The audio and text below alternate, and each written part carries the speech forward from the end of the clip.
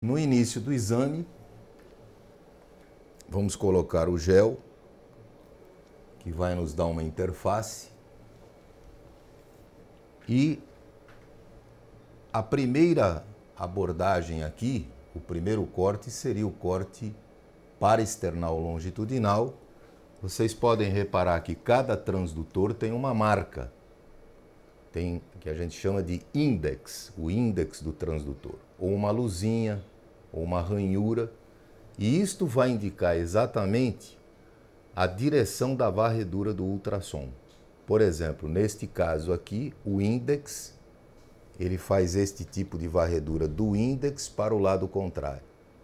Então, a varredura é feita neste sentido. Se eu colocar o índex para cima, a varredura vai ser feita neste sentido. Se eu colocar o índex para o outro lado, a varredura vai ser feita neste sentido. E, para o corte paraesternal longitudinal, que é o primeiro corte que eu falei na parte teórica, eu vou fazer a posição do índex, será a posição em direção ao ombro direito do paciente, de modo que eu estarei cortando o coração no seu maior eixo. Veja que a varredura vai ser feita neste sentido, conforme eu expliquei da posição do índex. Então eu posicionarei no terceiro, quarto ou quinto espaço intercostal à esquerda, não existe marca definida. Os livros-textos gostam muito de marcas pré-estabelecidas, mas tudo depende do biotipo do paciente. Então, apontando para o ombro direito e fazendo um corte em direção ao eixo longitudinal. Então, veja que eu, já com um simples ensaio, sem ter medo, inclusive, de fazer este movimento, que os americanos chamam de essay, um ensaio, eu já consigo ver as estruturas cardíacas. Eu vou, inicialmente, colocar numa posição mais baixa, mas, caso eu queira uma posição melhor, vocês podem notar que o septo ele está um pouco angulado em relação à parede anterior da aorta. O septo um pouco mais angulado em relação à parede anterior da aorta. Não é uma condição ideal para você fazer a aferição do ventrículo esquerdo. Veja que o corte é um corte muito tangencial. Se eu colocar o meu cursor aqui, eu estarei cortando este ventrículo de uma maneira muito oblíqua. Isso pode superestimar o tamanho do ventrículo esquerdo. Essa é uma causa muito frequente, principalmente nos mais idosos, de superestimação do ventrículo. Mas eu posso tentar melhorar um pouquinho mais essa posição, este corte.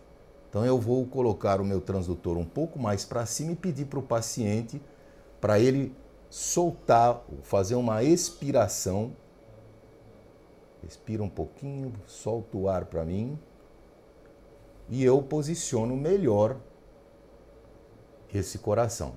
Agora sim, a angulação entre o septo e a parede já está muito mais adequada para fazer uma medida do ventrículo esquerdo. Então essa é a posição mais baixa, esta é a posição mais alta. Veja que o paciente é bastante colaborativo, às vezes dá para fazer. Bom, colocando inicialmente o meu modo M sobre a aorta e apertando a tecla de modo M, eu vou obter exatamente o quê? O corte para medida das duas primeiras aferições, que é o diâmetro da aorta e o diâmetro do átrio esquerdo. Então veja que eu tenho aqui o meu menu, eu venho aonde está átrio esquerdo, aorta. A primeira medida eu faço no fim da diástole, entre a parede anterior e a parede posterior.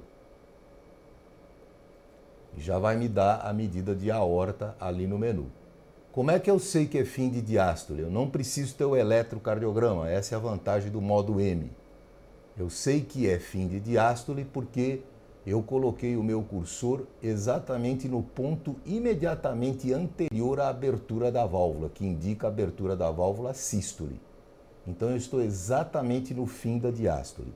O fim da diástole é muito fácil de ser visto quando você pega um bom modo M.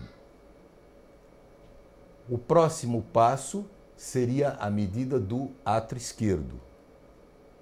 O átrio esquerdo eu posiciono na maior dimensão, ou seja, durante a sístole. Como é que eu sei que é durante a sístole, final da sístole? Porque aqui é o final da sístole. Este ponto aqui me indica o final da sístole.